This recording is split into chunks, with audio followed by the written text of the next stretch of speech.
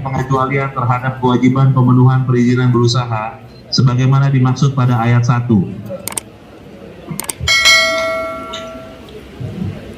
3. Setiap pelaku usaha yang tidak melakukan pemenuhan perizinan berusaha sebagaimana dimaksud pada ayat 1 dikenakan sanksi administratif. 4. Ketentuan lebih lanjut mengenai perizinan berusaha di bidang perdagangan sebagaimana pada ayat 1 dan ayat 2 diatur dalam peraturan pemerintah.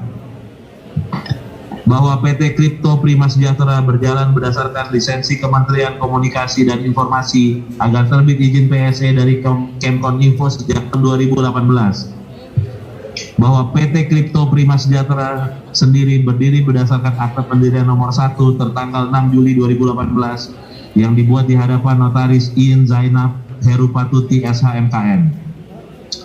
Bahwa PT Kripto Prima Sejahtera mewadahi komunitas edisi cash yang adalah sebuah komunitas aset digital di mana untuk melakukan transaksi aset digital dalam edisi cash terlebih dahulu membeli koin edisi cash yang berbentuk koin digital dan tidak ada bentuk nyata.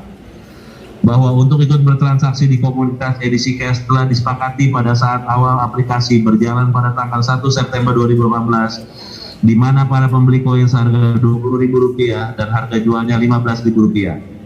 Bahwa semua yang sudah bergabung dan memakai aplikasi edisi cash harus terlebih dahulu memiliki koin edisi cash di mana koin tersebut hanya berlaku bagi komunitas edisi cash saja. Bahwa untuk menjadi mitra edisi cash harus memenuhi syarat pada saat registrasi, membayar Rp5 juta dengan rincian sebagai berikut. Rp4 juta yang dikonversikan menjadi koin edisi cash sebanyak 200 koin, Rp300.000 untuk membayar sewa cloud 1 bulan ke depan, Rp700.000 untuk dikonversi menjadi koin sebanyak 35 koin sebagai bonus referral bagi sponsor atau upline yang diberikan secara sistem edisi cash. Bahwa pada saat pendirian PT Kripto Prima Sejahtera mewadahi komunitas edisi cash pada tahun 2018, Otoritas Jasa Keuangan dan Bapepti belum ada mengatur terkait dengan cryptocurrency dan setelah koin cryptocurrency. Bahwa Otoritas Jasa Keuangan sendiri yang mengakui bahwa terkait izin edisi cash tidak di bawah pengawasan. Bahwa yang diperjualbelikan oleh mitra komunitas edisi cash itu sendiri bukan merupakan uang kripto karena poin yang diperjualbelikan itu di komunitas edisi cash tidak bisa diperjualbelikan di luar komunitas itu sendiri. Bahwa sistem edisi cash dijalankan dengan cara menambang atau mining koin yang bisa dibeli dari exchanger dan server edisi cash dengan harga beli sebesar Rp20.000.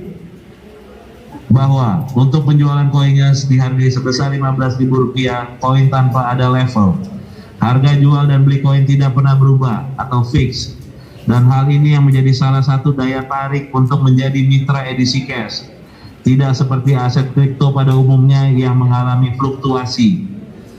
Terdakwa menetapkan harga jual dan beli koin secara tetap atau fixed rate dan pemberian keuntungan sebesar 0,5% per hari atau 15% per bulan dari jumlah saldo dengan tujuan untuk menarik para mitra edisi cash berinvestasi dengan melakukan top up. Bahwa hasil mining tidak langsung dijual dan harus tunggu sampai 31 hari untuk bisa dijual. Bagi setiap member edisi cash yang akan melakukan mining harus membayar sewa cloud sebesar Rp300.000 yang dibayarkan ke rekening atas nama PT Kripto Prima Sejahtera.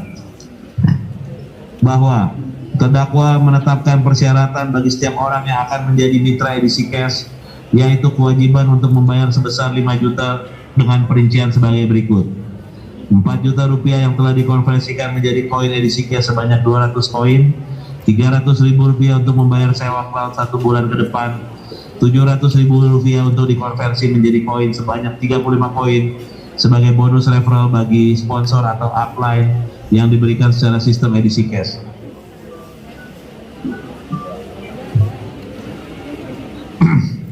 Bahwa pembayaran dilakukan melalui exchanger dan selanjutnya akan mengkonversikan uang pendaftaran dalam bentuk voucher untuk mendapatkan koin edisi cash yang akan dimasukkan dalam e-wallet. Bahwa selain pembayaran kepada exchanger, mitra edisi cash dapat melakukan pembayaran langsung ke mitra edisi cash lain menjadi voucher bagi mitra edisi cash yang baru.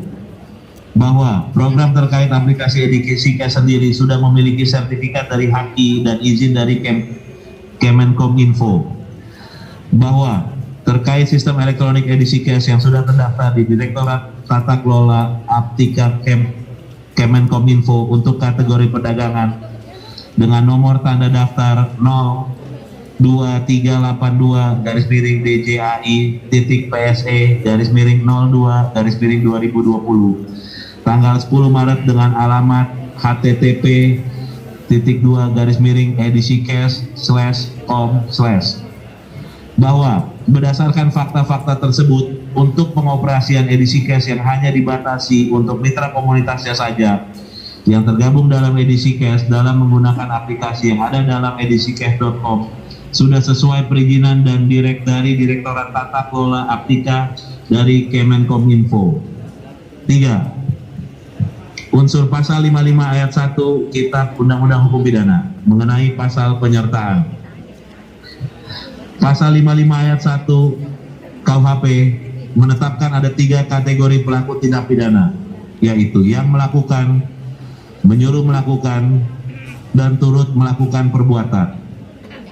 Akan tetapi dalam prakteknya seringkali ditemukan di mana dalam surat dakwaan maupun putusan pengadilan mencampur adukan kategori tersebut, yaitu pelaku dikualifikasikan sekaligus baik sebagai orang yang melakukan perbuatan, menyuruh melakukan perbuatan, dan sekaligus turut serta melakukan.